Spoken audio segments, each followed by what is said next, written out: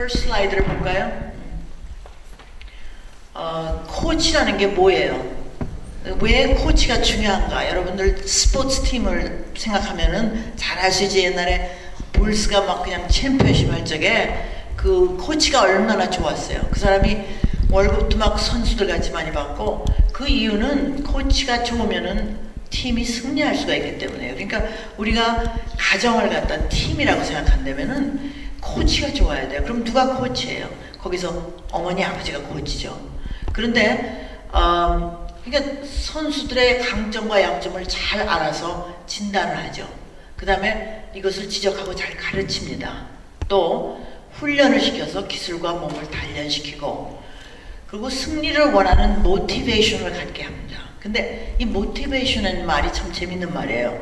저한테, 제가 정신과 의사니까 사람들이 와가지고 우리 아이가 모티베이션이 부족하다, 그러니까 뭘 잘하려고 그러지 않는 경향이 있다, 그럼 이걸 어떻게 하면 모티베이션을 만드느냐, 그걸 저한테 잘 물어봐요. 근데 저는 특별한 대답이 없어요. 어떻게 하면 된다. 근데 오늘 강의를 들으시면은 그 내용을 가지고 거기를 어플라이 하면은 모티베이션을 만들게 해주는 그런 효과가 있을 거예요. 이모션 코칭을 잘하면은. 그러니까 이게 상당히 중요한 거예요. 공부해라 해도 자기가 하고 싶지 않으면 아무 소용없는 거예요. 그리고 팀메이트와 협조하여 팀이 승리하도록 하는 그것이 코치의 펑션이죠. 그 next slide. 예. 그러면 21세기의 부모가 당면한 큰 도전이 무엇입니까? 사회 변화가 너무 많았어요. 과거 수십 년 동안에 감정이나 대인관계 다루는 기술은 떨어졌어요. 다들 텔레비전만 보고 앉았고, 나는 2살 먹은 아이가 조그만 팜을 보고 앉는 거 보고 기가 막힐 때가 많아요. 그리고 막 웃고 게임을 하고 하다니. 그러니까 이게, 그리고 또 바이올런스를 우리가 많이 목격하고, 또 우리가 직접 보지 않아도 텔레비전에서 얼마든지 밤새도록 방송하는 게 다 바이올런스니까. 그렇기 때문에 우리 정서가 불안하게 됐어요. 그리고 부모가 일을 하고 친척들과 떨어져 살아요. 그걸 뭐라고 그러죠? 핵가족이라고 그러죠. 근데 요새는 좀 시대가 달라졌는지 몰라도 그 옛날에 간첩들이 와가지고 남한에 왔더니 택시를 타니까 그냥 총알 택시를 탔어요. 막 어떻게 빨리 달리는지 정신이 하나도 없어요. 그러더니 술 마시고 싶어서 이제 주점에 들어갔더니 다들 그냥 폭탄주를 마시는 거예요. 그 다음에는 또 이제 대포를 마시고, 그 다음에는 저 가보니까 콘크리트 정글들이 막 빌딩들이 있는 거예요. 저게 뭐예요? 그랬더니 저긴 누가 삽니까? 그랬더니 핵가족이 사는데요. 이거 남한은 침입하면 안 되겠다. 왜냐면은 아파트에 사니까 핵가족밖에 살 수가 없잖아요. 그렇기 때문에 우리가 그 핵가족을 기억하기 위해서 우리가 distant family가 굉장히 중요한 건데, 그거를 안 같이 보고 산다는 그런 점에서 우리 21세기 부모가 당면한 문제 중에 하나예요, 그게. 근데 제가 그전에도 제가 말씀드린 적이 있어요. 아웃라이어라는 책을 아직도 안 읽어보셨으면 한번 읽어보세요. 거기 보면 로제타 미스터리라는 게 있어요. 그게 뭐냐면 이태리 사람들이 로제타라는 도시에서 미국에 이민 와가지고 같이 살았어요. 펜실베니아 어떤 주에, 어떤 동네에. 그런데 이왕 우리들이 같은 동네에서 오고 그랬으니까 우리 이 도시 이름을 로제타라고 고치자 그래서 나중에 고치기까지 했어요. 그런데 이 작은 동네에 로제타라는 도시에서 온 이태리 사람들이 살고 있었는데, 거기 성당이 하나 큰 게 있고, 사람들의 그 생활이 모두 그 성당을 통해서 모든 일이 일어나고 있었어요. 사회생활이라든지 모든 게, 종교생활. 그래서 어떤 의사가 가서 조사를 해보니까 이 로제타에 사는 사람들이 심장마비가 훨씬 적게, 그 같은 파퓰레이션에 비해서 아주 의미심장하게 낮게 있는 걸 발견했어요. 그게 왜 그럴까? 이 사람들의 라이프 스타일이었던가 봤더니 비대한 사람도 많고 특별히 로우 콜레스테롤 다이어트 하는 것도 아니고, 정말 그 음식 가지고는 해결이 안 돼. 그래서 아무리 팩터를 다 봐도 하나도 맞는 게 없어요. 한 가지는 이 사람들이 같이 산다는 거. 패밀리가, 그러니까 징조 할아버지 손자까지 다 한꺼번에 한 집에 안 살더라도 가까운 데 살아가지고 서로 맨날 연락하고 이렇게 한다는 그 점이 한 가지 발견한 점이라는 그걸로 결론을 지었어요. 이 아웃라이어라는 책은 소설책이 아닌데도 참 재밌어요. 왜냐하면 무슨 현상을 딱 보면은 이게 왜 이렇게 됐을까 하고 생각하는 그런 사람, 이 사람이 그런 사람이에요. 그래서 한번 읽어보세요. 근데 거길 봐도 우리가 extended family, 그러니까 할머니, 할아버지, 증조할아버지, 삼촌, 뭐 이모 이런 사람들 다 같은 데서 사는 게 상당히 중요한데 요새는 핵가족으로 살기 때문에 그게 어렵다는 거. 그리고 애들이 비디오 스크린 너무 많이 보고요. 인터넷 레볼루션이 내가 찾아보니까 69년부터 시작됐다고 그랬더라고요. 그러니까 한 4, 50년 동안에 완전히 인터넷이 그냥 우리 라이프를 지배하고 있어요. 그래서 근데 인터넷에 나온 것도 다 사실이 아니에요. 여러분들 광고도 보셨겠지만 광고에 왜 아주 ugly looking French 모델이라는 게 나와가지고 그런 얘기가 있는데 인터넷에서 봤대 그 인포메이션. 인터넷에 거짓말 많아요. 그걸 잘 생각하셔야 돼. 그리고 한국 가정에도 부모의 권위가 많이 떨어졌어요. 그래서 이모셔널 서포트가 없어요. 옛날에 시골의 조그만 동네에서 아들이 무슨 아버지한테 불량하게 굴면은 동네 사람들이 들고 일어나서 막 잡아서 혼내주고 그래가지고 부모들이 참 편했어요. 난 우리 어머니 아버지도 굉장히 편했다고 생각해. 우리가 어렸을 때 얼마나 배입을 잘했는데요. 안 하면 우리가 이상하니까. 그런데 그런 사회적 보조가 없어졌어요. 이제는 혼자 살기 때문에. 그래서 요전에 인터넷에 보니까 내가 거짓말이 많다고 그러는데 이것도 사실인지 모르겠지만 아버지가 아들을 고소했대요. 내가 너를 위해서 말이야 뭐 외국 유학까지 보내고 비싼 대학 월사금 내고 뭐 별걸 다 해줬는데 자기를 몰라준다는 거야. 하나도 뭐 오지도 않고 말이죠. 완전히 철연하고 산다고 수를 했더라고요. 그래서 뭐 그 인터넷에 보면 사실이 아닌지 모르지만 법정에 사진까지 나오고 막 이렇게 나왔어요. 그래서 저도 생각을 해봤어요. 도대체 아버지와 아들의 관계가 과연 그게 결혼한 관계라면은 수를 할 수 있겠죠. 서로 같이 살면서 아이 낳고 키우고 돈을 벌어오면 같이 나눠 쓰자고 그랬는데 그걸 많이는 안 한다면 우리가 수할 수 있죠. 그렇지만은 과연 아버지가 아들을 잘못 키웠는지 이게 아주 불량한 아들인지 모르지만 그랬다고 어떻게 수를 하겠어요. 그래서 물론 코트에서는 법정에서 그걸 무슨 프로시딩 하지 않고 이렇게 서로 카운슬링 시키고 있는 것 같아요 지금. 그래서 결과가 어떻게 될지 모르지만은 세상이 그렇게까지 됐어요. 근데 나는 사람들한테 농담으로 그래요. 애들한테 뭘 좀 잘 받으려면은 학대를 하라 그래. 애들을 뭐 진짜 뭐 때리고 그러는 것보다도. 왜냐면요 내가 정신과 환자들 보면은 참 받은 거 없는 사람들 많아요. 부모들이 사랑 안 해주고 뭐 학대하고 뭐 형편없이 그렇게 자란 사람들이 또 얼마나 자기 부모한테 잘하려고 그런지 아세요? 그 사랑을 받으려고. 혹시 내가 뭐가 부족해서 그랬나 그래가지고 그 전에 그 아카데미 상도 받은 그 밀리언 달러 베이비라는 영화가 있었어요. 여자 권투 선수 얘기. 혹시 안 보신 분 있으면 보세요. 그것도. 그 영화에 나오는 그 여자는 어머니한테 굉장히 이게 차갑게 대하는 어머니한테 하나 사랑을 못 받고 자랐어요. 근데 돈을 벌자마자 집을 큰 걸 하나 사줘요. 그러면서 그랬더니 엄마가 한다는 소리가 고맙다고 그러지 않고 이렇게 큰 집을 어떻게 소지하라고 이걸 샀니? 이런 식이야. 그래서 애들한테 너무 잘해주면요 아무것도 못 받을까 아주 각오하세요. 저도 그런 사람 좋아하니까. Next.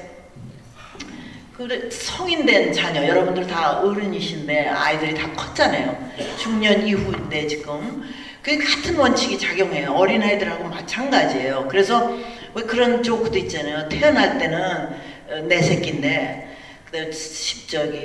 사춘기가 되면은 왼수 덩어리고 대학에 가면은 남남이래요. 대학생 되면. 그 다음에 군대에 가면 손님이고 장가 들면은 사돈이래요. 그 관계가. 그렇게 우리 아이들이 이제 자라는 데 따라서 달라진다는 그런 거죠. 근데 우리가 감정을 읽고 오늘 얘기하는 게 감정을 읽는 걸 얘기하는 거예요. 관계를 깊게 하는 부모인가. 그리고 자녀를 조종하기 위해 죄악감을 조장하는가. 길트 트립 주는 부모들이 많아요. 딴 애들은 뭐 자동차도 사줬다는데 너는 뭐냐고 이런 얘기하고 그것도 좋은 거 아니고 또 자녀의 말을 잘 들어줍니까? 어떤 환자 내가 지금 기억하기에 어머니한테 가기가 괴롭대요. 가면은 엄마가 들어오자마자 그냥 자기 뭐 여기 아프다 저기 아프다 뭐 이거 이러고 그런 얘기만 하고 자기는 사실은 정말 보이프렌드하고 문제가 있어서 좀 엄마하고 좀 얘기하려고 갔는데 너무너무 자기 얘기만 해버리니까는 그냥 돌아서서 나오는 거예요. 우리가 그런 부모가 되면 안 되죠. 어른 아이들한테도 들어주는 아이만이 아니에요. 그거는. 그리고 우리가 자녀의 독립을 진정으로 원하는가? 그렇지 않으면은 영원한 내 아들로 만들려고 하는가? 이거 조크 아시잖아요. 애들을 아들을 너무 잘 키워놓으면은 나라의 아들이 되고 조금 석세스풀하게 키워놓으면 장모의 아들. 우리 아들은 장모의 아들이 됐어요. 근데 영원한 내 아들로 만들려면요. 걔를 조금 병신같이 만들어놔야 돼요. 그러면은 he will never leave you. 근데 과연 do we want that? 조금 병신을 만들어야 돼요. 그러면은 엄마 아빠 옆에서 떠나려고 그러진 않아요. 그래서 나는 장인의 아들이 되더라도 가서 성공하는 게 낫지 내가 끓이고 앉아있으려고 그런 생각은 없어요. 우리 남편은 어떻게 생각했는지 몰라도 나는 next slide. 그렇기 때문에 아이를 서로 존중하고 서로 사랑하고, 근데 이 사랑의 정의를 저는 여러 번 내가 칼럼에도 쓰고 그랬지만은, 사랑을 하면은 그냥 내가 이뻐서 데리고 있으려고 그러는 게 사랑이 아니고 그 아이가 자라서 성공을 하게, 그 아이의 재주를 다 발휘하면서 어디 가서 잘 적응하고 사는 것, 그게 내가 부모로서 잘한 거지, 내가 조금 못 나가지고 데리고 있는 것보다는 훨씬 좋은 거예요. 그게 바로 사랑이에요. 그렇지 애들이 독립하지 않게 하는 거는 절대로 사랑이 아닙니다. 그리고 우리가 의사소통을 많이 하는가, 또 너무 지나친 기대를 하지 않은 게, 또 남한테 자랑하기 위한 도구로 쓰지 않는가. 어떤 부모는 그렇게 하고 있어요. 또 불필요한 충고를 하지 않는 것이 중요하다. 근데 우리 인터넷에서 많은 메시지들이 오는데 보면은 맨날 하는 소리가 그거예요. 나이 먹은 사람이 젊은 사람들한테 충고하지 말라. 물론 하고 싶지요. 우리 마음에는 우리가 아는 게 더 있고 우리가 더 많이 살았으니까. 근데 애들 듣지도 않을 뿐 아니라 또 자기가 경험해가지고 배운 거 이외에는 아무 소용이 없어요. 그래서 내 노인 생각이 나는 조크는 안 할 텐데, 어떤 크루십을 타고 가는데 어떤 여자가 난간에 기대가지고 사진을 멋있게 찍으려고 막 이러다가 뒤로 떨어져서 물속에 빠졌어요. 사람들이 막 달려들어가지고 저걸 누가 구원하냐고 막 야단들을 하는데, 어떤 남자가 탁 들어가가지고 이 여자를 구원해가지고 꺼내왔어요. 그래서 사람들이 막 박수치고 막 그 저녁에는 이 사람을 칭찬하고 하느라고 막 저녁을 하면서 이 사람을 막 표창장을 주려고 대단했어요. 그래가지고 보니까 이게 노인이에요. 이 사람이 80 먹은 노인이야.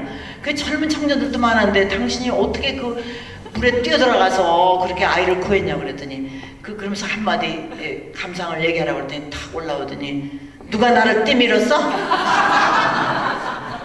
그랬다는 얘기가 있어요. Next slide. 그러니까 우리가 순종하는 착한 자녀를 키우는 게 목적인가, 남들이 부러워하는 좋은 직업을 갖는 것, 잘 사는 아이를 키우는 게 목적인가, 또 도덕적으로 책임감 있고 하는 일에 성취감으로 기쁘게 사는 자녀를 만드는 것이 우리의 목적인가. 그렇다면 이제 이런 걸 다 썼죠. 그 전에 우리 좋은 부모 할 때, 모임할 때 써보라고 그랬어요. 그랬더니 사람들이 너무 고상하게 썼더라고요.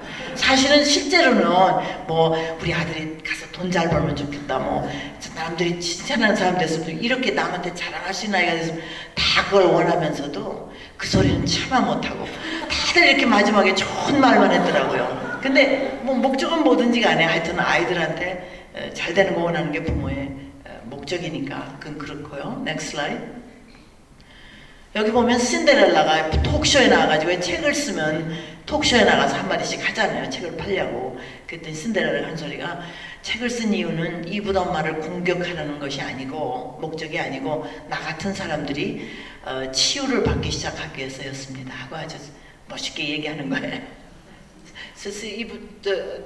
스텝머더한테 얼마나 고통을 받은 여자예요. 네. 근데 책 같은 거 쓰면 자기 치유가 되는 거예요. 말하자면 거기에 대해서. Next slide. 그런데 우리가 이제 램프 원이라는 말이 왜 자꾸 나오지? 하여튼 우리가 전부 아시죠? IQ. 그런데 EQ라는 게 있어요. 이게 감정지능이에요. 근데 그러면 what is emotional intelligence? 무엇이 EQ냐? 그건 무슨 뜻이냐면 자신의 감정을 알고 감정을 다룰 줄 아는 능력을 EQ라고 해요. 근데 왜 이게 중요합니까? 닥터 골만이라는 사람이 이 단어를 처음 쓴 사람이에요. Emotional Intelligence. 여러분들도 많이 이제는 들었을 거예요. 근데 장래 가정이나 직장에서의 성공과 행복이 EQ에 달려있다는 것이에요. IQ보다 더 중요한 거예요. 그러면 EQ는 그럼 어디서 발전을 시키느냐? 어디서 배우나? 이건 학원에서 배우나? 학교에서? 책에서? 이거는 가정에서. 그래서 오늘 말하는 목적이 이겁니다. 우리가 EQ를 어떻게 인크리스 하는가? 우리가 IQ가 높으면은 뭐 시험 잘 보고 뭐 잘하는 거 다 알죠. 그런데 어떻게 하면 EQ도 높아지나? 그게 중요한 거예요. Next slide. 여기 보면요, 우리가 세 가지 인간이라는 걸 이렇게 하나 생각을 해보면 세 가지 요소를 가지고 있어요. 하나는 IQ, intelligence가 있고, 하나는 EQ가 있고, 그 다음에 personality. 이 세 가지가 합해서 그 사람을 만드는 거예요. 근데 이걸 왜 이렇게 보여드리냐 하면은 우리의 personality, 우리의 성격은 변할 수가 없어요. 그건 무슨 메이저 서저리를 해도 안 돼요. 무슨 아주 아날리시스를 해도 안 돼요. 성격을 변할 수 없어요. 그걸 가지고 살아야 돼요. 물론 어저스트하고 살아야 되죠. 그리고 IQ도 그래요. 어떤 사람이 적당한 그 넘버를 가지고 태어나는데 그걸 높일 수가 없어요. 물론 하이 IQ를 가지고도 공부를 안 하고 아무것도 안 게을러가지고 아무것도 못하는 아이도 있어요. 사실은. 그걸 그대로 발휘를 못하는 아이도 있지만은 IQ는 정해져 있는 거예요. 그러니까 아무리 울고불고 해도 이걸 누리려고 막 해봐야 소용없고 현실적으로 자기 아이들의 그 intellectual ability를 인정하고 accept해서 우리가 그걸 가지고 잘 살라고 해야지 제가 머리가 더 좋은 아이였으면 좋겠다 해도 소용이 없어요. 그건 안 돼요. 그런데 한 가지 희망이 있는 거는 EQ는 우리가 증가시킬 수가 있다는 거예요. 늘릴 수가 있어요. 그러니까 이건 good news. 왜냐하면은 우리가 IQ나 퍼스널리티 가지고 막 노력을 해봤자 아무 소용이 없는 거예요. 근데 EQ는 늘릴 수가 있어요. 그걸 오늘 공부하려고 합니다. Next. 어떤 저자야면요, 성공 면에서 볼 때 EQ가 차지하는 비중이 58%라고 그랬어요. IQ보다도. 그리고 높은 EQ를 가진 사람은 EQ가 낮은 사람보다 훨씬 더 많은 월급을 받고 있는 것이 드러났대요. 그 사람들이 이제 돈을 얼마 버는가 다 조사해 봤더니, 그리고 흥미로운 것은 아까도 얘기했지만 IQ는 높일 수 없지만 EQ는 높일 수 있다는 것. 그러니까 희망이 있다는 거죠. The next slide. 그리고 EQ를 높이는데 네 가지 기술이 필요해요. Social awareness라고 해서 자기 자신의 감정을 아는 것. 그게 왜 어려울까 이렇게 생각하지만 생각하기에 그걸 모르는 사람이 있어요. 자기가 화나는데도 화내 보여서 내가 당신 화난 것 같은데요? 그러면 아니에요. 막 이러는 사람이 있어요. 그리고 내가 보기에는 지금 질투심을 느끼고 있는 것 같은데 아니라고. 절대로 나는 그런 거 안 느낀다고. 이러는데 내가 보기에는 확실히 있거든. 그러니까 자기가 self-aware, 자기 자신의 감정을 알지 못하는 사람들이 있어요. 근데 이런 사람이 self-aware를 잘하는 사람이 나중에 이제 회사에 다 커가지고 회사에 들어가서 일을 하잖아요. 그래가지고 매니저가 된다고요. 그럴 때 자기 감정을 잘 알기 때문에 자기 부하들을 잘 다스릴 줄 알아요. 그게 나중에는 뭐 하버드를 나와서도 소용이 없어요. 가서 벌써 일단 회사에 들어가면 거기서 일을 잘해야 점점 프로모션이 되고 성공을 하는 거예요. 그럴 때 우리가 어떤 매니저를 보면 저 사람은 자기 감정도 모르기 때문에 그러니까 그 두 번째가 셀프 매니지먼트인데 자기 감정을 알기 때문에 융통성 있게 긍정적으로 반응을 해요. 그래서 자기 엠플로이가 뭐가 필요한 거를 다 알고 또 자기 감정도 알기 때문에 거기에 맞춰가지고 잘 테이크하기 때문에 이 사람은 나중에 그 엠플로이들한테 이렇게 서베이를 해보면은 참 저 사람 밑에서 일하는 게 즐겁다고. 그리고 내 잘못을 알면서도 뭐 야단치지 않고 건설적으로 얘기해주고 또 자기 감정을 알기 때문에 그게 그래서 우리가 그 EQ를 높이는 방법 중에 이 두 가지가 중요하고 그 다음에 소셜 어웨어너스는 다른 사람의 감정도 알아. 나만 아는 게 아니야. 저 사람이 지금 어떤 필링이 있구나 하는 걸 알아가지고 그거를 이용을 하고 그래가지고 릴레이션 매니지먼트를 그 관계를 참 좋게 매니저 할 줄 아는 사람, 이런 기술이 있는 사람이에요. 이 네 가지 기술이 있는 사람이 EQ가 높은 사람이에요. 근데 이거는 점점 우리가 임프루브 할 수 있다는 거. 왜냐면 지금 현재는 안 그런데, 그리고 이 사람들이 그 책을 쓴 걸 보니까 EQ가 낮은 사람을 트레인을 많이 시켜가지고 나중엔 EQ가 높게 만들더라고. 결과가 나와요. 테스트를 해가지고. The next slide. 그래서 저게 emotionally intelligent person은 뭐냐면 감정을 조절하여 대인 관계를 잘 할 수 있다.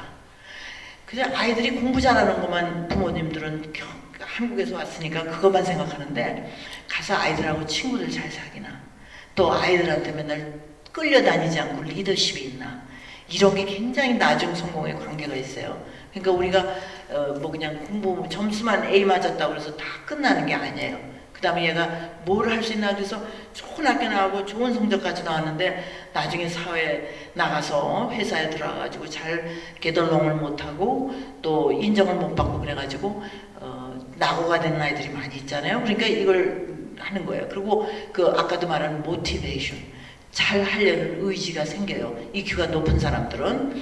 그래서 그리고 다른 사람의 감정을 잘 읽는 사람에 대해서 사교적이고 남을 이끌 수 있는 사람이 돼요. 그러니까 자기 자신도 마음이 편하죠. 그리고 그러니까 무슨 앵사이어티 같은 거 그런 게 많지 않아요. 자기가 그리고 누굴 봐도 사람들 모이는 데 가는 게 무섭지가 않고 자기가 다 핸들할 수 있으니까 그런 아이를 키우는 것이 제가 보기에는 그리고 부모로서의 책임이라고 생각하고, 또 우리가 이거를 아까도 처음에 내가 얘기한 대로 부모의 자식과 관계가 있는 게 아니라 남편하고 아내, 또 친구와 친교 사이의 관계에서도 이런 것을 다 적용하면은 우리가 점점 더 이렇게 좋은 관계를 맺는 사람이 되는 거예요. Next slide. 그래서 이제 우리가 그 좋은 부모 할 적에 부모상을 3가지로 나눠서 해요. 근데 이건 옛날에 클래식하게 나누던 거예요. 요새는 조금 달라졌는데, 권위주기적인 그냥 authoritative 스타일이 있어요. 이게 그냥 한국 사람 조금 이런 스타일인지 몰라요. 근데 미국에 살려니까 이게 좀 적용이 안 될 수가 있어요. 규칙이 너무 많고 엄격해서 뭐 잘하면 상 주고 또 벌 주고 자유가 없어요. 그런데 이런 사람은 나중에, 그런 아이들이, 이런 집에서 큰 아이들은 나가가지고 다른 사람하고 갈등이 많아요. 그리고 화를 그냥 조금만 뭐가 잘 안 돼도 막 화 잘 내는 사람이 돼요. 이게 좋을 리가 없죠. 그러니까 아이들을 너무 authoritative-하게 키우면 안 돼요. 또 그 다음에 어떤 사람은 또 너무 허용적이에요. permissive style. 이거는 자유가 너무 많고 규칙이 없다 보니까 나중에는 자립심이 약해요. 너무 부모가 다 해줬으니까. 그리고 뭐 뜻이 자기대로 안 되면 그냥 공격하고, 그래서 성취를 잘 못해요. 어디 가서. 그리고 그냥 자기 임펄스대로 속에서 느끼는 대로 그냥 충동적으로 행동하는 그런 사람이 되는. 그러니까 이렇게 허용적으로 키워도 안 돼요. 그러니까 이 2가지를 잘 조절한 게 민주주의적, democratic type, 이게 우리가 원하는 거예요. 그래서 이렇게 키운 아이들은 책임감이 많고 규칙과 자유의 사이에 균형을 모색하는 거예요. 그러니까 어느 정도까지는 규칙을 지키고 엄한 데가 있어야 되지만 또 자유도 있어야 되고, 그래서 자기 자립감이 있고. 그러니까 결국 이 3가지 스타일 중에서 맨 마지막, 우리가 민주주의적인 그런 부모가 되기를 원한다 이거죠. Next slide. 근데 이 가트만이라는 사람이 일리노이 주에서 이제 근데 나는 이 사람 분류가 더 좋은 것 같아요. 마찬가지인데 사이콜로지스트마다 이제 자기들의 이름을 붙이는 게 있어요. 그래서 4가지형의 부모를 구분하는데, 첫째, 제가 지금 얘기하는 게 EQ를 높이는 부모를 되자는 거죠. EQ를 가리키는 걸 실패한 부모들의 3가지 종류가 있어요. 축소 전환형, dismissing type, 그 다음에 억압형, 그 다음에 방임정. 이게 이제 나중에 다시 설명하겠어요. 근데 EQ 발전에 성공한 부모들은 이 4번째 거, 감정 코치형. 그럼 어떻게 하면 우리가 좋은 이모션 코칭 페런트가 될 것인가? Next slide. 네. 그래서 dismissing type이라는 건 이거 뭐냐면, 애들이 좋지 않은 감정을 보면은 그냥 느끼지 못해요. 아이, 그런 거 없다고 말이야. 나쁜 필링을 가지고 오면, 애들이 기분 좋아서 오면 좋고 조금이라도 나쁜 기분을 가지고 오면은 그런 거 없다는 식으로. 그러니까 무섭다, 화났다, 두렵다 이런 좋지 않은 감정을 인정을 안 해요. 근데 그거는 또 왜 그러냐면 자기가 자란 환경에서 이런 것 때문에 문제가 있었던 사람이 대개 이렇습니다. 그래서 아이의 어려운 감정을 코치해 줄 능력이 없어요. 자기가 못 받았기 때문에. 그래서 뭐 애들을 말이야 기분 전환시킨다고 뭐 아이스크림이나 사주고 뭐 영화 보러 가자 그러고. 근데 얘가 왜 화나가지고 집에 왔는지 알아볼 생각을 안 해요. 무조건 그건 좋지 않은 거니까 자기가 불안한 거야 벌써. 아이들이 그런 느낌이 있다는 게. 그래가지고 그냥 뭐 사탕 사주고 뭐 아이스크림 사주고 뭐 하고 걔가 원하던 거 사주고 얘기를 안 해요. 그걸. 이게 상당히 나쁘다는 거예요. 우리가 애들의 감정을 recognize 해야 그걸 코치할 수 있지. 그런 걸 없는 걸로 쳐. 뭐 이런 거면은 그러니까 이런 사람 나중에 자라가지고 어떻게 되냐면 어려운 일이 있으면 그리고 기분 나쁜 일이 있으면 또 그러고 만일에 연애를 하다가 실패를 하는 거예요. 그냥 얼마나 가슴 아파요. 자기가 원하는 사람이 자기를 배반했어요. 그러면 아파야 되는데 아프기가 싫은 거예요. 이런 걸 안 해봤으니까. 그러니까 가서 마리화나 피고 술이나 마시고 또 기분 전환한다고 또 딴 여자 가서 사귀고 이거 안 좋거든요. 왜냐면 우리가 실패를 했을 때 시련 같은 거 했을 때 그걸 아픈 걸 다 느껴봐야 이 사람이 성숙하고 잘하는 사람이 되는데 그럴 기회를 안 줘요. 이런 형으로 애들을 키우면은 next slide. 억압형 그냥 뭐 비판적이고 자녀와 엠파시라는 거는 그 아이들의 마음이 돼가지고 내가 느끼는 건데 그게 부족해요. 그래서 감정을 아까 말한 부모처럼 무시하거나 대수롭지 여겨. 그리고서는 아이들을 애들이 말이 저렇게 울고 다니는 이유는 어디 가서 무슨 아이들한테 뭐 당한 게 아니고 나를 조종하려고 그런다고. 거꾸로 아이들이 자기를 공격하는 것 같이 생각해가지고 막 그런 거 없다. 근데 이게 바로 나쁜 거예요. 그게 감정 코치형 부모가 아닙니다. 이것이. next slide. 그러니까 그 다음엔 방임형. 이게 플란스 월드인데 영어로 하면 let it be, leave it alone. 다 받아주는 거야. 그러니까 permissive한 거야. 애들 뭐 이렇게 해서 자란 아이들은 결국은 아이들이 가서 무슨 독립하고 어디 가서 투쟁하고 이럴 사람이 못 됩니다. 그래서 그리고 애들이 슬픈 감정을 보여도 도와줄 능력이 없어요. 그러니까 여러분도 아시다시피 장님이 장님을 이끌 수가 없잖아요. 자기 자신이 어렸을 때 잘 못 키운 사람이 이렇게 되는 거예요. 그리고 고등학교 되면 여러분들 중에 고등학교 학생 가지신 분이 있는지 몰라도 가서 또 연애를 해요. 그런데 부모가 원하지 않는 아이하고 맨날 데이트를 하는 거야. 그래가지고 막 속을 새기는 부모들을 제가 많이 봤는데 나중에 그냥 내버려 두면 오히려 잘 돼요. 근데 막 그걸 간섭을 해가지고 못하게 하고 막 그러면 억지로 막 해가지고 뭐 가가지고 막 결혼까지 하려고 그러고 막 애를 베고 뭐 야단을 할 수도 있으니까 그냥 이거는 다 지나가는 일이라고 생각하면서 받아줘야 돼요. 근데 애들이 처음에 데이트를 시작할 때 왜 그러면 부모가 생각하기에도 건강하지 않은 아이하고 하려고 그러는지 아세요? 자기가 문제가 있을 때 다른 애도 그런 문제가 있는 아이하고 얘기해보면 참 잘 통하거든. 근데 어떤 아이는 건강한 아이야. 도대체 그걸 이해를 못해. 그러니까 뭐 가령 예를 들어서 어떤 여자아이가 가서 I hate my mother. 뭐 티네이저들이 맨날 하는 소리지.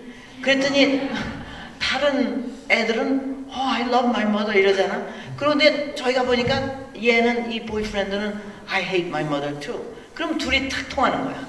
그러니까 걔가 건강한 아이가 아니 물론 이유가 있어서 그럴지 모르지만은 이래가지고 제가 보면 티네이저들이 서로 처음에 연애할 때 시작하는 게 주로 자기하고 문제가 비슷한 아이하고 같이 다녀요. 그런데 서로 도와줄 수가 없어요. 장님이 장님을 이끌 수 없는 것 같이 똑같은 문제를 가진 아이는 서로 도와줄 수가 없어요. 그러니까 그건 그냥 두고 보는 거지만은 우리가 이 데이팅 패턴을 이해할 때 그렇게 생각해야 돼. 그래서 너무 흥분하지 말고. 저도 그 전에 어떤 분이 그렇게 물어봐서 내가 가만두라고 그랬더니 얼마 후에 와서 그러더라고. 아, 걔하고 떨어졌다. 그래서 그거 뭐라고 뭐 괜히 흥분할 필요 있냐고. 그런데 막 부모가 간섭을 하면 이건 뭐 또 무슨 뭘 프루브 한다고 말이죠. 애들이 또 독립하려고 그러니까 부모 말을 어기려고 일부러 더 가까이 하려고 하는 애들도 있어요. 그러니까 그걸 조심하셔야 돼요. next slide. 그런데 우리가 원하는 게 감정 코치형이에요. 감정을 받아줘요. 무슨 나쁜 감정을 가지고 와도 우리 마음이야 가슴이 덜컥하지. 우리 애가 뭐 좋지 않은 감정을 가지고 집에 오면 그걸 환영할 부모가 어디 있겠어요. 그렇지만은 참고 이게 좋은 부모가 되기 위한 기회다. 무슨 문제가 있을 때 난 그걸 더 들어주고 더 잘 얘기 듣는 이런 좋은 기회다 이렇게만 생각하면서 애들 문제를 잘 들어줄 때 좋은 부모가. 그래서 우리가 그 아이를 이해하려고 노력하는 거예요. 그래서 그 감정을 숨기지 않고 커버하지 않고 그걸 표현할 수 있게 도와주는 것이 감정 코치하는 부모님이에요. 그래서 부모 자신도 자기도 감정을 표현하면서 나도 이럴 때가 있었다 이렇게 얘기함으로써 아이들이 엄마 아버지도 그런 느낌이 있을 때가 있었구나 하는 것을 느끼게 하는 게 그게 참 좋은 거예요. 내가 최근에 우리 손녀딸이 3살 반인데 발레 클래스를 보냈대요. 근데 얘가 우리 딸이 갈 적에는 발레 클래스가 조그만 스튜디오에서 발레 선생이 남자 선생인데 애들 대여섯 명 놓고 가르쳤어요. 그 플로스모에서 우리 딸이 다녔는데 근데 이 딸의 딸인데 얘는 요새는 뭐 애들이 짐 큰 데서 말이야 음악을 크게 틀어놓고 뭐 그거 발레 클래스라고 할 수도 없어 내가 보기엔. 그러니까 얘가 너무 시끄럽고 막 산만해가지고 거기서 울었대요. 그 첫 시간은 하지도 않았대.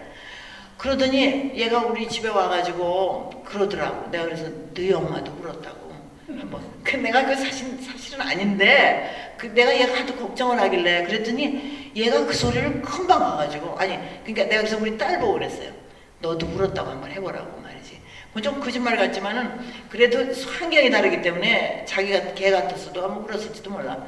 그랬더니 그거를 우리 딸이 우리 자기 딸한테 얘기를 했어요. 나도 한번 울었다고 첫날은. 근데 둘째 날부터 괜찮았다고. 그랬더니요 그 손녀딸 3살 반짜리가 나한테 오더니 My mother cried too. 그게 굉장히 안심이 되는 거예요 한테는. 그게 자기가 울었지만은 좀 창피하게 생각했던 것 같아.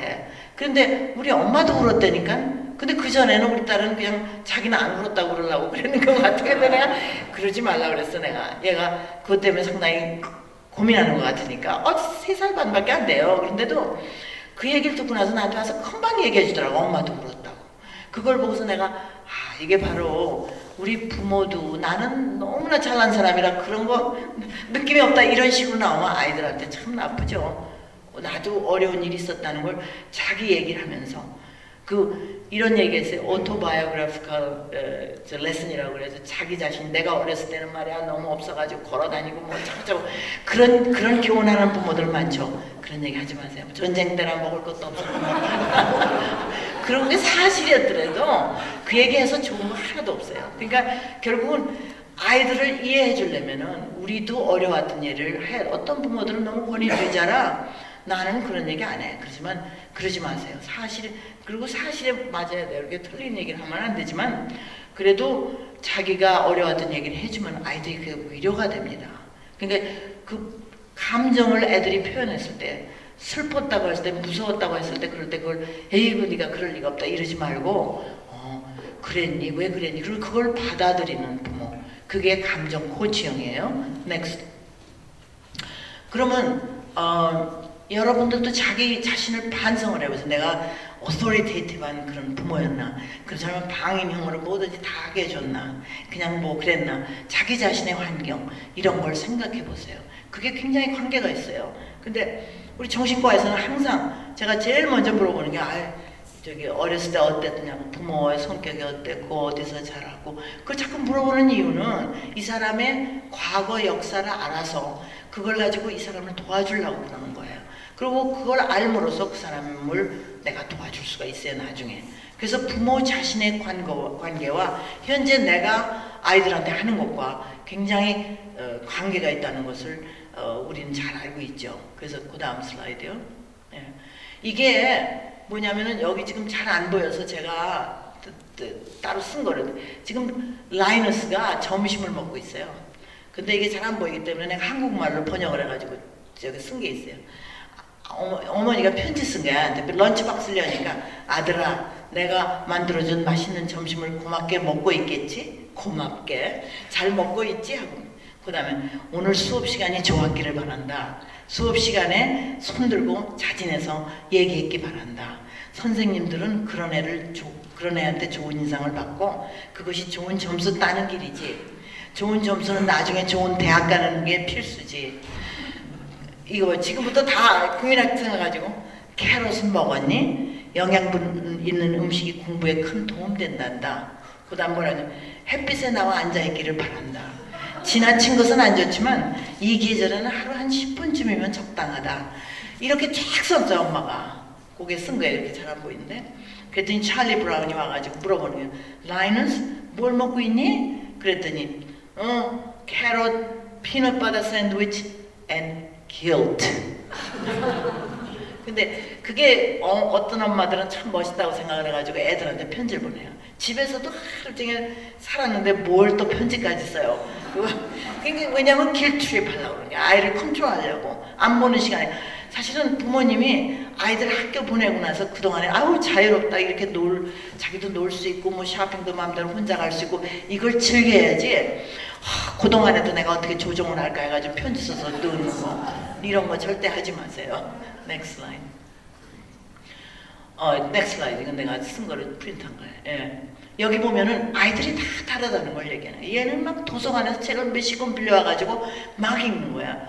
어떤 아이는 너무 텔레비전을 봐가지고 엄마 아버지가 걱정인데 그래서 티모디야 TV를 전혀 안 보면 세상에 무슨 일이 일어나고 있는지 알 수 없지 않니? 가서 텔레비 봐라 이렇게 얘기하는 거예요. 그러니까 우리 아이들이 다 다르다는 걸 알고 다 다르게 취급해야지. 어떤 아이 이렇게 책을 좋아하는 애들이 있어요. 떠드는 TV만 보고 놀라고 하는 애도 있고 다 다릅니다.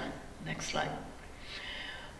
그래서 이제 그 감정 코치를 그러면 직접 어떻게 하느냐에 대해서 1단계, 2단계, 3단계, 4단계, 5단계에 걸쳐서 제가 하나씩 말씀드리겠어요. 첫째, next slide. 아이들의 첫째 단계는 아이들의 감정을 인식하기, being aware of child's emotion. 그러니까 자기 자신의 감정을 이해 못하는 사람은 아이들도 이해 못해요. 그러니까 어머니 아버지의 EQ가 높아야 아이들 EQ도 높여줄 수 있다는 거예요. 그런데 여자들이 남자에 비해서 더 감정을 잘 알아요. 그래서 여자들이 친구들을 더 잘 사귀는 거예요. 그래서 나중에 리타이어하면 여자들은 문제가 하나도 없는데 남자들이 문제예요. 그게 왜 그러냐면 남자들은 그 인티메트 프렌드십을 잘 못 만들어요. 이거는 내가 만들어낸 얘기가 아니에요. 근데 여자들은 감정에 항상 그렇게 키웠어요. 감정에 센시티브하고 그걸 느끼고 여자가 울어도 하나도 창피할 거 없지. 남자가 울면 막 혼나잖아요. 뭐 이런 식이니까 그게 좀 컬처가 너무 지나치게 감정을 무시하는 그런 세대에 살았다는 거. 그거를 알아야 돼요. 그래서 감정 자체를 부정적으로 보는 아이는 아이들의 감정을 인정을 안 해요. 그리고 애들이 그러니까 학교에서 선생님이 막 앞에 나와가지고 무슨 얘기를 하라고 하는데 자기가 못했는데 애들이 막 웃었다고 그래봐요. 그러면 얼마나 속상했겠어요. 그래서 집에 와가지고 막 그냥 굉장히 골라있는데 엄마는 그걸 알아보려고도 안 하고 뭐 가지고 그러냐. 그 남자 녀석이 뭐 그렇게 시장 거 가지고 뭐 이런 식으로 대하면은 보여주지도 않아요, 부모한테. 그러니까 감정 코치를 잘 하려면은 아이들로 하여금 그 얘기를 할 수 있게 그렇게 얘기를 해야 돼요. 그리고 자신의 감정을 인식하기 위해서 어떤 때는 잘 모르니까 일기 같은 거 쓰는. 난 일기 쓰는 걸 사람들한테 많이 레코멘드 하는데 아이들만 쓰는 게 아니라 어른도. 그럼 자기가 써놓고 나서 나중에 요새는 뭐 이메일 해가지고 서로 보내고 야단하는데 그거 말고 자기가 책을 놓고 그냥 될 수 있으면 손으로 써가지고 자기 감정을 이해하게. 왜냐면 뭐 오늘 비가 왔다. 오늘 뭐 티처 어디 가서 뭐 쇼핑했다 뭐 이런 얘기 쓰라는 게 아니라 감정 자기가 어떻게 느꼈다 무슨 일이 있었을 때 그런 걸 해서 자기 감정을 항상 aware 알고 지내는 사람이 되자고요. 그리고 어떤 때는 아이들의 감정은 어른으로서 이해할 수 없는 게 많지만 아이들한테는 그게 큰 일이에요. 그거를 우리가 인정을 해야 돼요. 나 같으면 그까지 가가지고 뭘 그럴까 하지만은 아이들한테는 이게 크다는 것을 우리가 알고 있어야 됩니다. 그래서 next slide. 그 다음에 그 두 번째 스텝인데 여기 좀 갈려서 안 돼요. 그 순간에 친밀과 조성과 교육의 기회를 그러니까 애들한테 크라이시스가 있을 때 아이들에게 위기가 있을 때 풍선이 터졌을 때 뭐 그 어린아이들한테 풍선 터지는 것도 굉장한 일이거든요. 우리한테는 아무것도 아니지만 그 수학을 봤는데 잘 못 빠졌어요. 또 친구가 배반했다. 농구팀에 트라이아웃 했는데 못 됐다. 뭐 이런 거 가지고 아이들이 얼마나 속상해요. 우리 생각하기. 근데 제가 우리 아들 얘기를 안 할 수가 없네요. 지난번에 오셔가지고 와가지고 만나뵌 분도 있지만 우리 아들이 옛날에 주니어 하이 때, 근데 미국 한국 사람들은 그걸 별로 이해를 못하는데 미국 남자 아이들, 중학교 다니는 남자 아이들한테는 바스켓볼 팀 메이크하는 게 최고의 영광이에요. 그 우리 아들이 7th grade에 바스켓볼 트라이아웃을 했는데 처음에 60명이 어플라이한 거예요. 그 중에 30명을 자르고 그 다음에 또 반에서 15명을 자르고 15까지 됐어요. 근데 마지막 12명 뽑는데 거기서 떨어진 거예요. 그날 집에 와가지고 막 울고불고 야단하더라고. 7th grade 때. 그리고 선생이 게이라는 둥 왜 하나만 하는 소리 있잖아요. he's very my fruit 해가면서 막 야단이야. 그래서 내가 그냥 내버려뒀어요, 내가. 근데 내가 지금 생각하면 너무너무 잘한 거야. 왜냐면 얘가 지금 속상해 죽겠으니까 그걸 표현하게 그냥 두는 거예요. 근데 내가 사실 솔직히 말해서 만일에 그게 수학이었다면은 내가 가만히 안 있었어. 근데 내 생각에도 나도 또 바이어스가 있으니까 농구 같은 거 스트레이트 A 받는 애가 그까짓 문제인가 이렇게 생각했지만 얘한테는 그 소리는 안 했어요. 제가 했으면 내가 큰 잘못하는 거지. 나는 들때려대라고 너무 하루 종일 밤새도록 야단하길래 내가 가서 물어봤어요. 내가 코치하고 한번 얘기해볼까? 그랬더니 절대 안 된대요. 말도 하지 말라고 막 소리 지르더라고. 그래서 내가 물론 안 했어요. 근데 난 하도 답답해서 그렇게 얘기한 건데 내가 그거를 너무 잘했다는 걸 지금 알고 있어요. 왜냐면 그 아이들이 그렇게 막 화내가지고 막 속상해할 때 그걸 받아줘야 돼요. 그냥 하게. 네가 그러는 게 옳다는 식으로. 그냥 뒀다가 내가 도와준다니까 도와주지 말라고 그러고 그럴 때 그냥 내가 무슨 뜻이냐면 얘가 혼자서 그걸 다 해결한 거예요. 그래가지고 내가 그러면 어떻게 하겠다. 그러더니 그 다음 서머타임에요. 100m를 다 그려놓더니 그걸 매일 경주를 하면서 자기가 빨리 뛰는 걸 배우더라고. 그리고 연습하더라고. 그리고 그 바스켓볼 슛 하는 거를 막 매일 해요.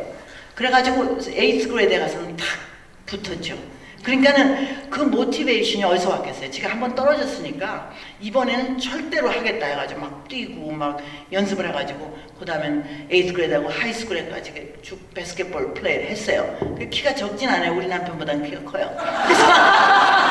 그래서 했는데 나중에 무슨 시니어까지는 못했지만은 그래도 제가 만족하게 했어요. 근데 그 모티베이션이 어디서 생겼겠어요? 지가 해결했으니까 그렇지. 내가 가서 얘기해주고 이랬으면 안 하죠. 그게 어디서 왔겠어요? 근데 내가 참 다행이라고 나중에 끝까지 생각한 것이 걔가 화가 나서 그냥 울고불고 할 때 그냥 뒀대는 거. 그리고 네가 그럴 자격이 있고 그런 게. 근데 어른들 생각엔 그까짓 게 뭐 중요해? 공부도 아닌데. 그렇지만 얘한테는 이게 굉장히 중요한 거예요.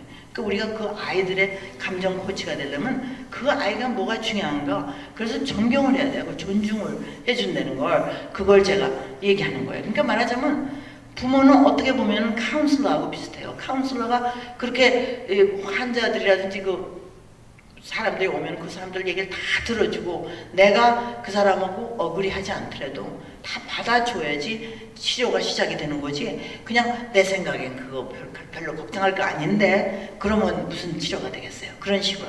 그러니까 우리가 관심을 갖고 사랑을 표현하면서 그대로 자기가 해결하도록 해주는 것이 바로 감정 코치의 방법이에요. 그 다음 슬라이드요. 그 다음에 세 번째인데 공감해주는 거. 잘 듣고 이렇게 그 다음에 body language. 어떤 때는요 말로 다 못해요. 이런 경우에는 말을 했지만은 자기 몸으로 표현할 때 우리가 그걸 다 읽고 우리가 그걸 잘 이해해주는 그게 중요한 거예요. 그래서 해결책은 주지 않아요. 자기가 해결책. 그리고 위로도 하지 않아요.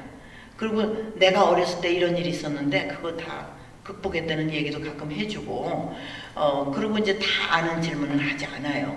근데 내가 보니까는 그전에 나는 옛날엔 한국 드라마를 거의 안 봤는데 이제 요새는 이제 시간 있고 그러니까 사람들 보고 옛날에 저 같은 작품을 얘기하라고 그래서 내가 가끔 보는데 그 대지라는 걸 내가 최근에 봤는데 그 사람들 참 멋있게 얘기하더라고. 거기 나오는 주인공들이요 얘기하는 거 보면 이건 카운슬러 같아.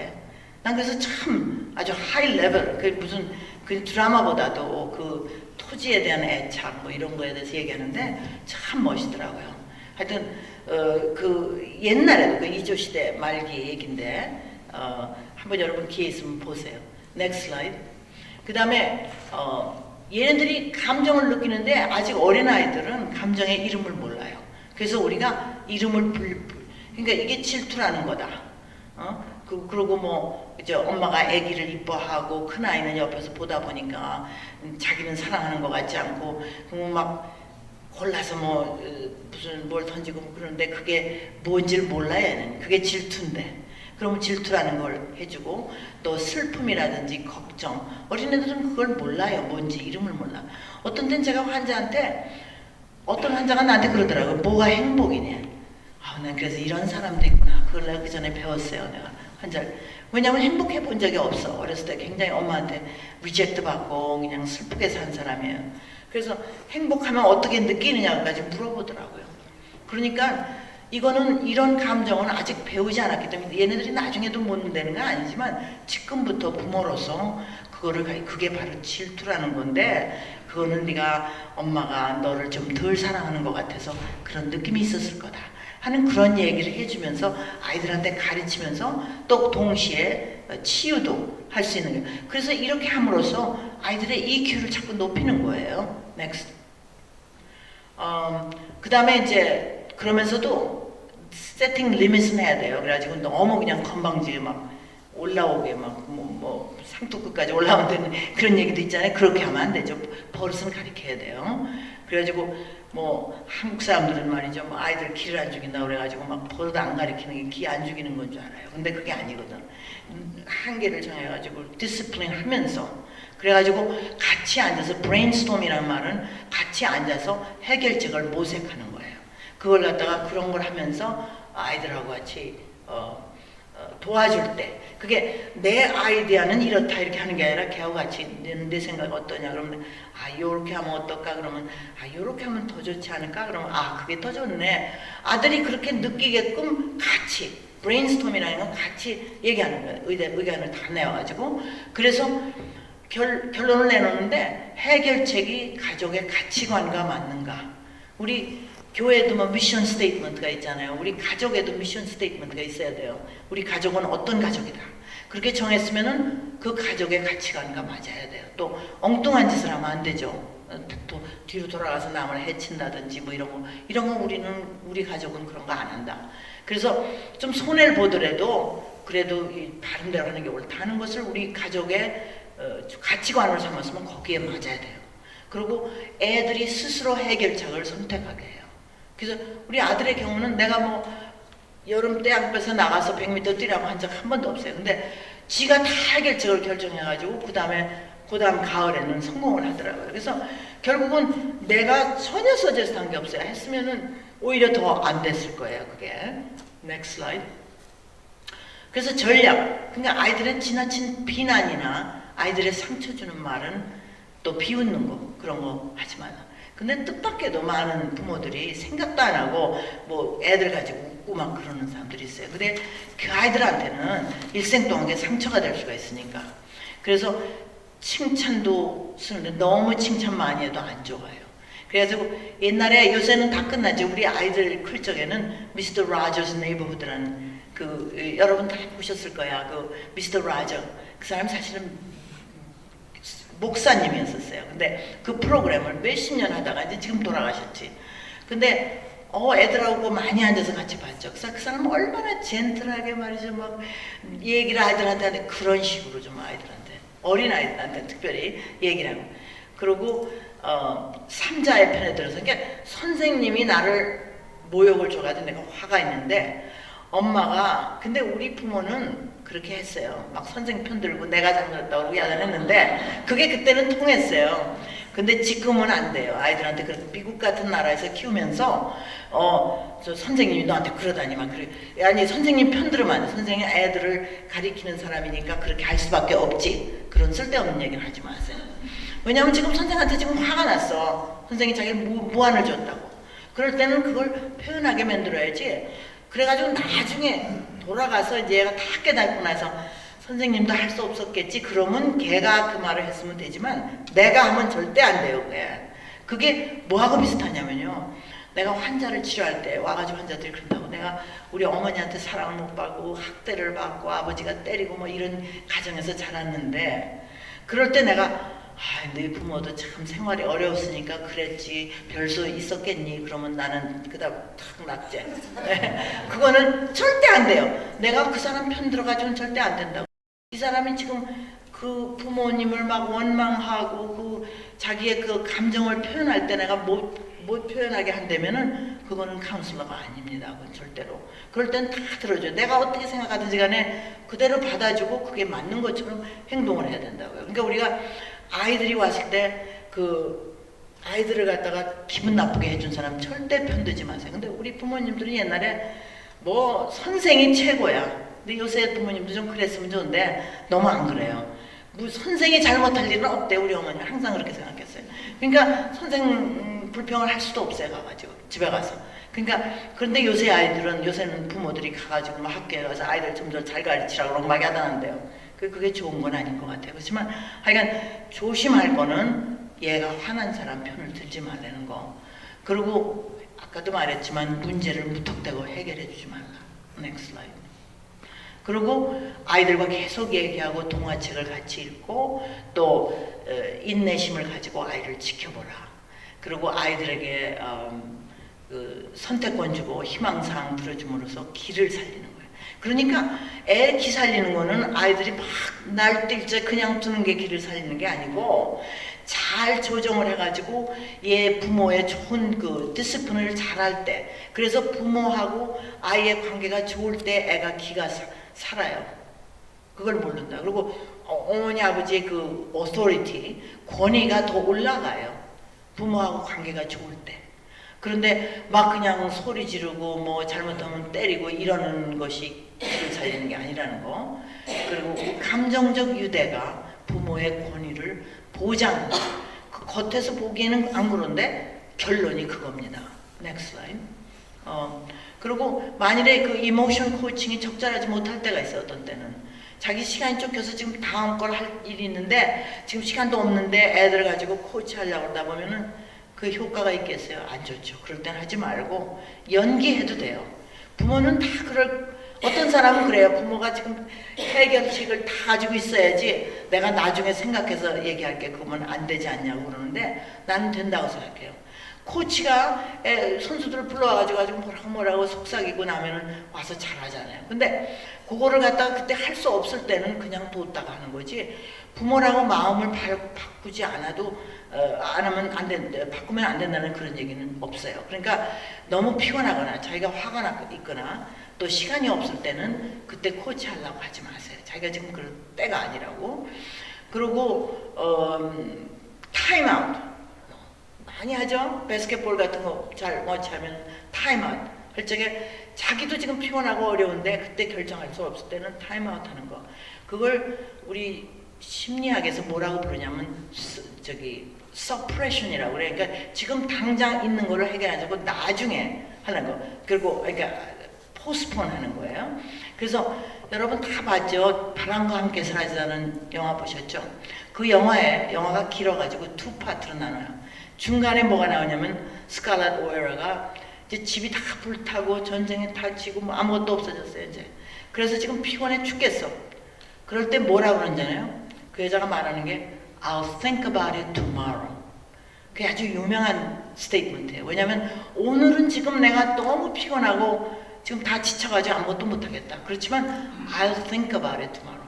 만일에 여자가 이렇게 말하고 그 다음날 안 생각한다면 이건 좋은 건 아니에요. 그렇지만 우리가 너무 지금 여기까지 차 있을 때 그때 뭘 해결하려고 그러지 말고 이런 메커니즘을. 그래서 제가 메디컬 스튜던트 가르칠 때 맨날 그래서 공원 윈도우를 보라고 거기서 그 여자가 재구성을 하는 거예요. 자기가. 그래가지고 피곤하니까 지금 못하니까 I'll think about it tomorrow. And she does. 그리고 next 챕터에 보면 이 여자가 막 자기가 다 그전에는 막 종만 부리고 아무것도 안 하던 여자가 완전히 리빌딩 하잖아요. 그러니까 그게 우리한테 필요한 거예요. 우리가 타임아웃 코치가 하는 거지. 그래가지고 그 다음에 시간을 그 에너지를 한 다음에 그 일을 하라는 그런 거죠. 그 다음 슬라이드.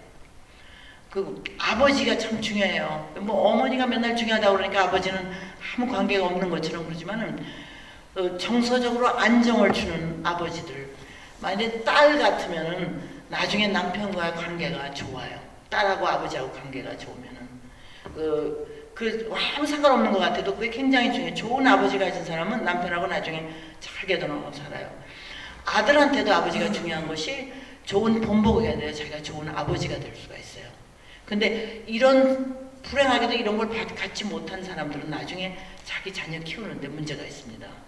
그리고 폭력적이고 공격적인 아버지는 아이한테 물론 나쁜 영향을 주죠. 나중에.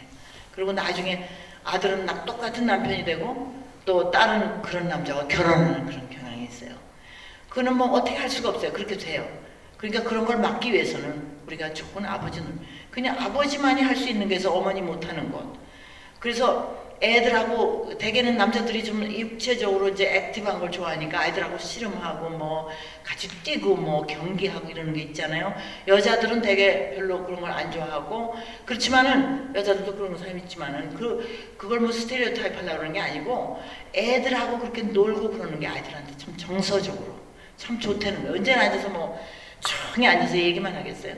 가서 뛰어놀기도 하고 막 씨름해가지고 막 누르기도 하고 뭐 지기도 하고 이기기도 하고 뭐 이러는 것이 상당히 아이들한테 좋다는 거예요. 그러니까 21세기에는 아버지 역할이 어머니만큼 중요하다는 게 옛날에는 우리 아버지는요 우리 오빠한테 얘기할 일 있으면 어머니한테 얘기해서 쟤한테 가서 얘기하라고 그랬어요. 그때 그런 게 아주 보통 한국 부모들의 특징이었는데 지금 우리 아들이 아이를 키우는 거 보면은 뭐 이거는 엄마보다 더 잘해요.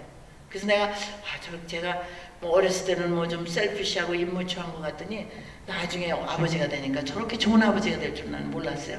물론 이제 장인은 그렇게 안 생각할 줄 몰라도 나는 내가 보기에는 우리 아들이 너무 훌륭한 아버지 노릇하는 것 같아요.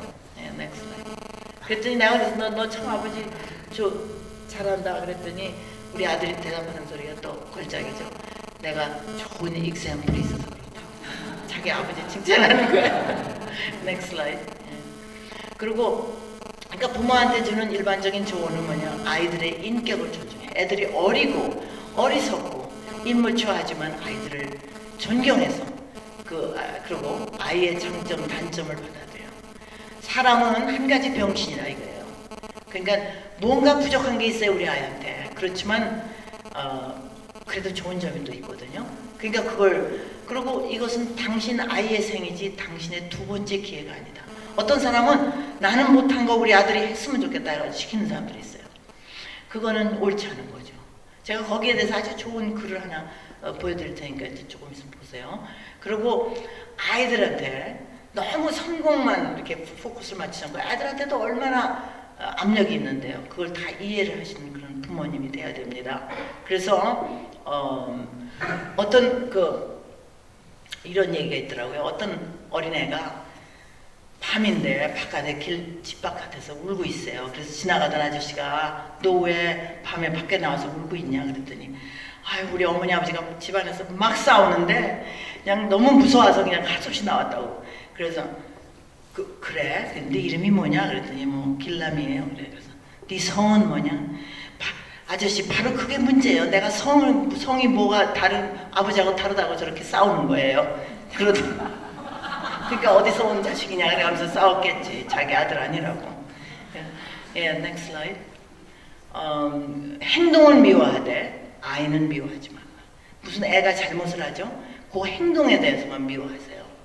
그리고 아까도 얘기했지만은 아이들의 감정이 너무 임무치하다고 비웃지 말라는 거.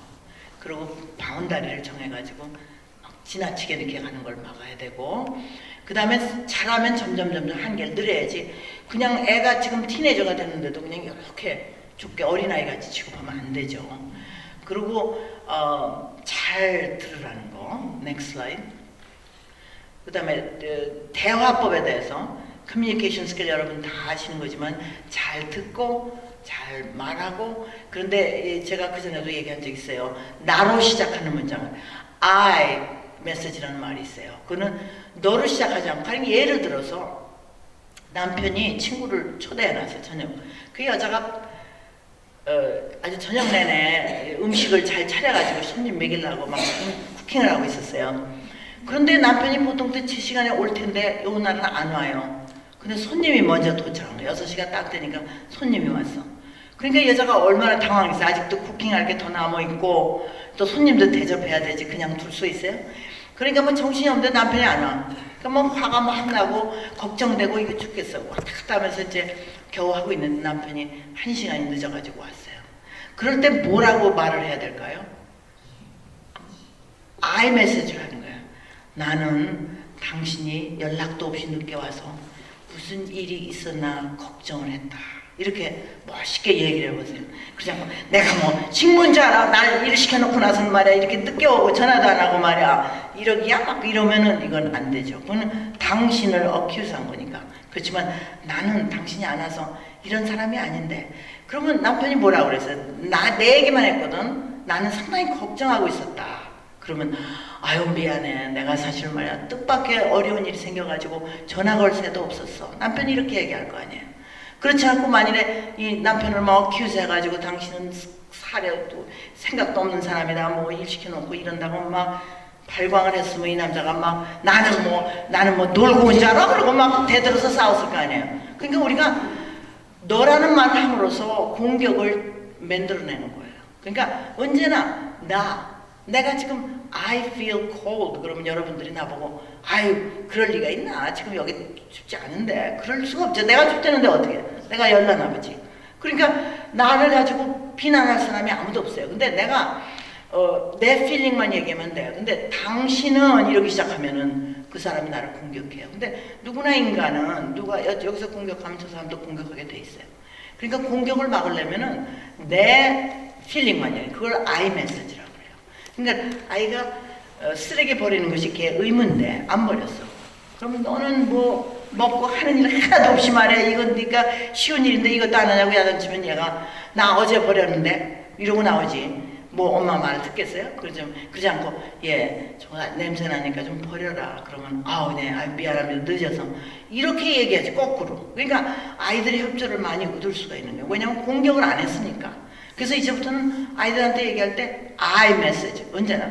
근데 그게 I만 아니에요. 친구들한테도 그렇고 당신이란 말 하지 말고 나는 이렇게 느낀다고. 그러니까 누가 나를 기분 나쁘게 했으면 내가 기분이 나빴다고 이렇게 얘기를 해야지. 당신은 뭐 언제나 나를 무시하고 뭐 그렇게 얘기하면은 어떡하냐고 막 이러면은 내가 언제 그랬어? 막 그러고 달려들게 된다고. 그러니까 언제나 메시지 대화할 때 I 메시지를 주라는 거. Next slide. 그리고 격려. 그러니까 애들 격려해줘야 돼요. 내가 미국에 와서 아이들을 키우고 제일 먼저 아이들한테 배운 것이 그거예요. 뭘 잘못했을 때만 얘기하고 칭찬하는 게 좀 부족했던 것 같아요. 그래서 You're supposed to praise me 그런 식으로 애들이 가르치더라고 나를. 근데 우리가 칭찬하는 게 좀 우리가 나 자랄 때는 맨날 야단만 맞고 자랐으니까 뭐 그때는 또 그래도 내가 또 이상하게 되지도 않았잖아요. 그때는 왜냐면 그 컬처가 부모들을 보호했어요.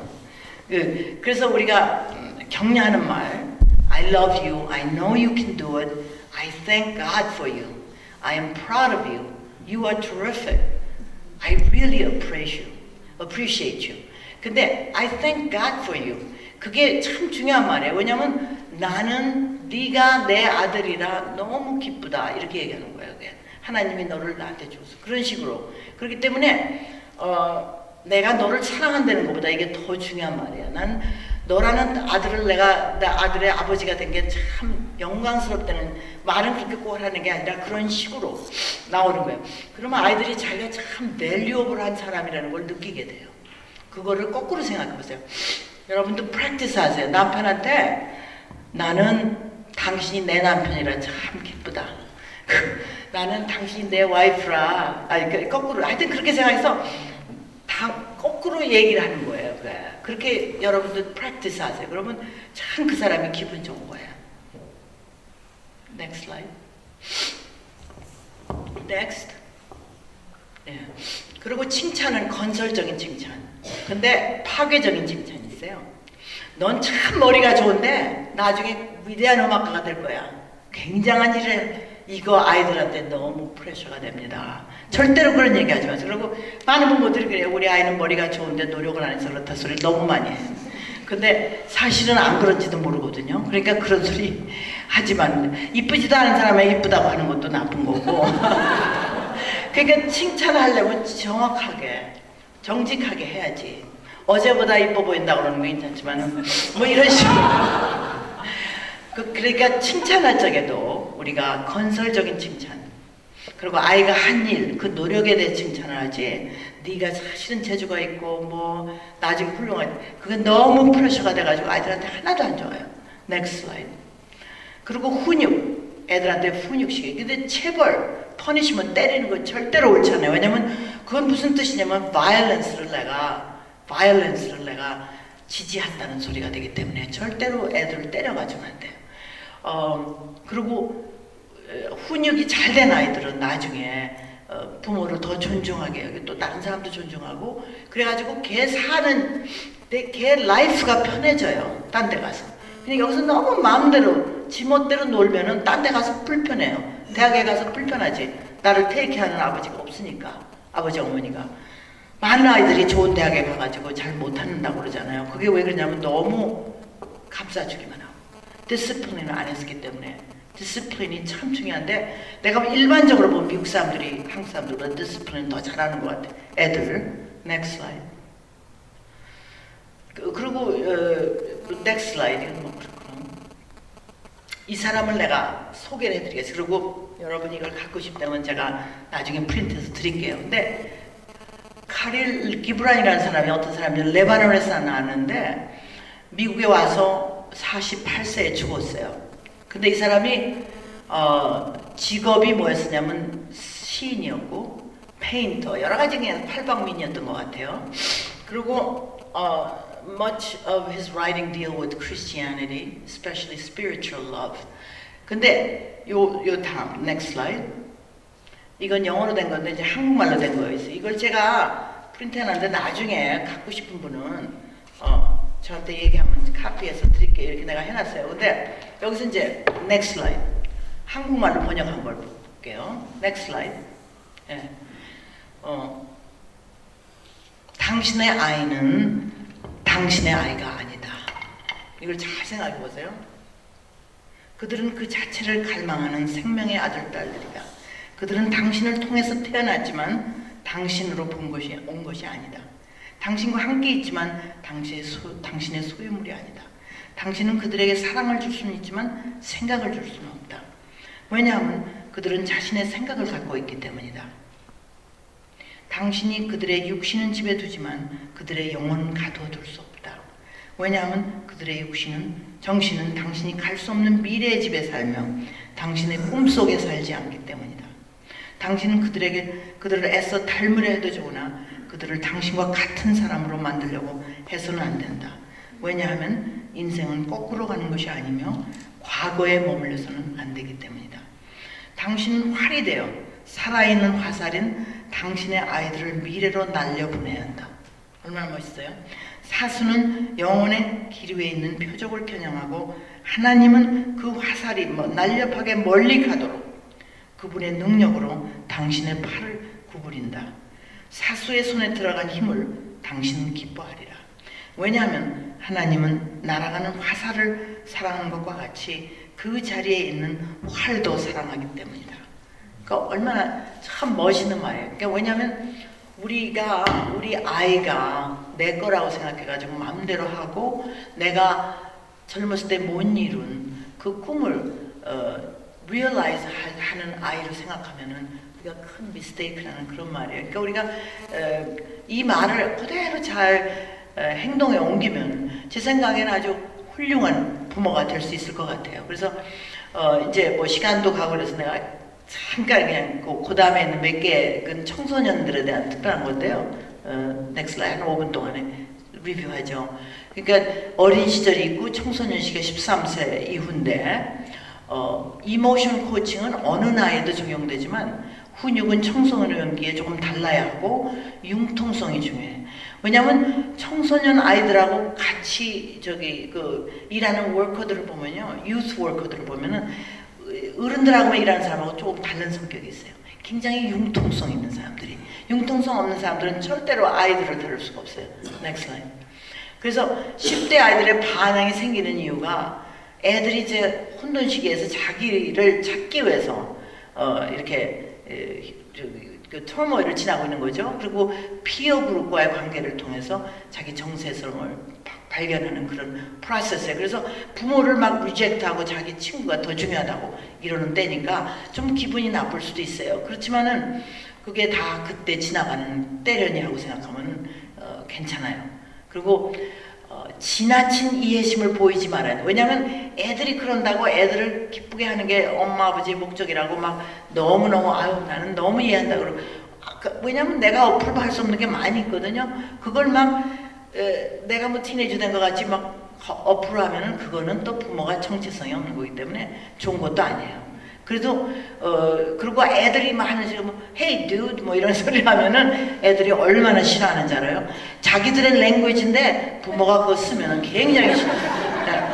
그러니까 뭐 그 전에 내가 한번 장난으로 내가 우리 아이가 뭐 티네이저 때 한번 몇 가지 써봤더니 안 된대. 그럼 엄마는 그런 소리 하면 절대 안 된대.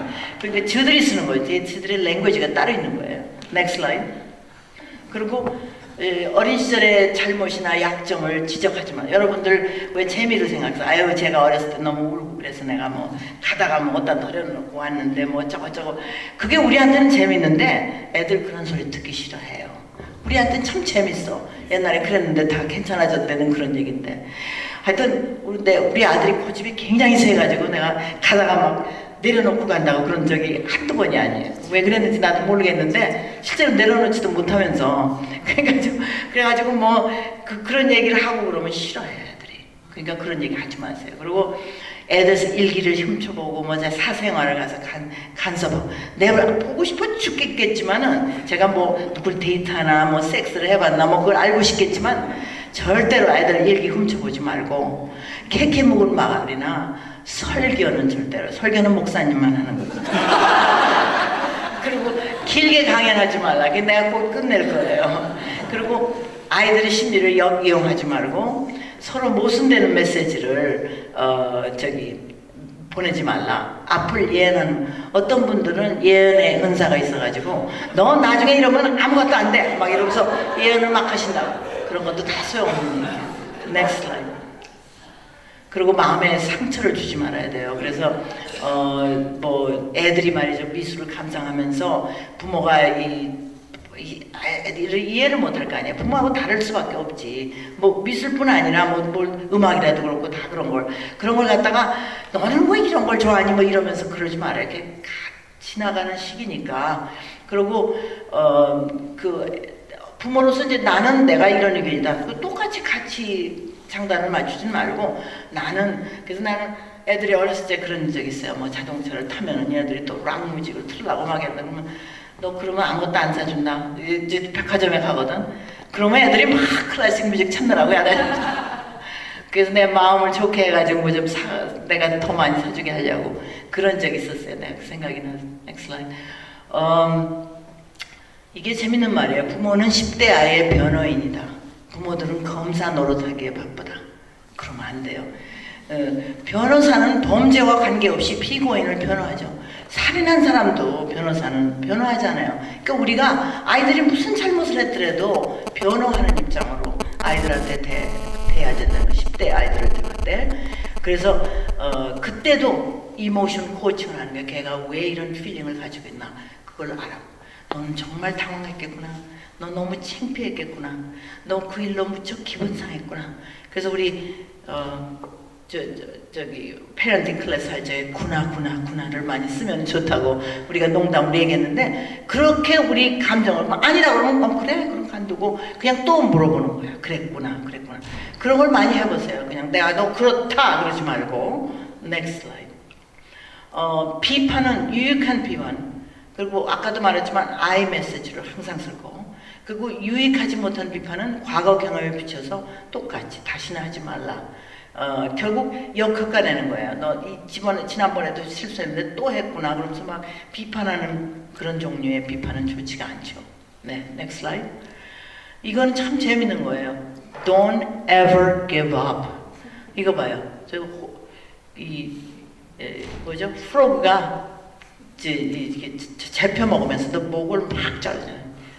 죽을까지. 그러니까 애들이 아무리 어렵게 하더라도 Don't ever give up. 나 그래서 이 포스터가 참 재밌더라고요. Next slide. 예. 그리고 이제 아이들 next slide 거의 다 했어요. next slide. 예.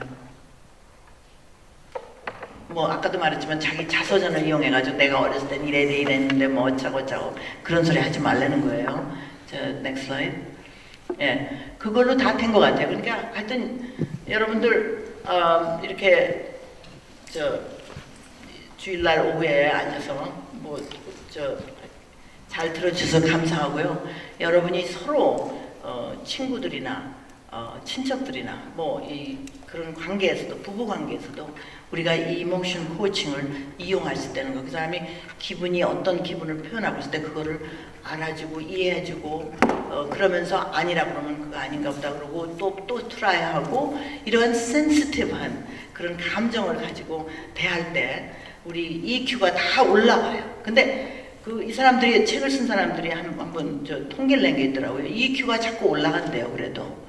근데 그게 내가 보기에는 그 소사이어티 전체가 조금 더 이해하는 그런 소사이어티가 되면은 점점 올라갈 수밖에 없어요. 근데 재밌는 건 제가 이번에 여행을 갔다 왔는데 예전에 아리랑 여행사에서 그 성지순례 갔을 때 갔잖아요. 근데 같은 데서 하는 거였는데 가이드가 와가지고 하는 소리가 미국에서 온 손님들하고 한국에서 오는 손님들, 한국 가이드인데 다르대요. 미국에서 온 손님들은 참 다루기가 쉽대. 그 말 되게 하면 알아듣고 뭐 영어로 해서 그런 게 아니라 내 말은 감정이. 그런데 한국에서 온 사람들은 굉장히 참을성이 없고 뭐 디맨드가 많고 야단이래. 근데 미국에서 온 사람들은 적당히 얘기해주면 이게 지금 사정이 이래서 이럽니다. 그러면 아이 그럼 그래요. 그러고 금방 받아준다는 게 그게 무슨 뜻이냐면 EQ가 높아져서 그런 거예요. 우리가 좀 감정을 이해하고 어려움을 이해하는 그런 능력이 좀 사는 거예요. 이 소사이티 전체가 그러니까. 그래서 그러니까 우리가 생활이 더 윤택해지고 그러면 점점 더 EQ가 높아가고 그렇게 되면 다른 사람하고 관계를 잘하고 사업도 성공하고 아이들도 잘 키우고 그럴 수 있을 것 같아서 제가 말씀드렸습니다. 감사합니다.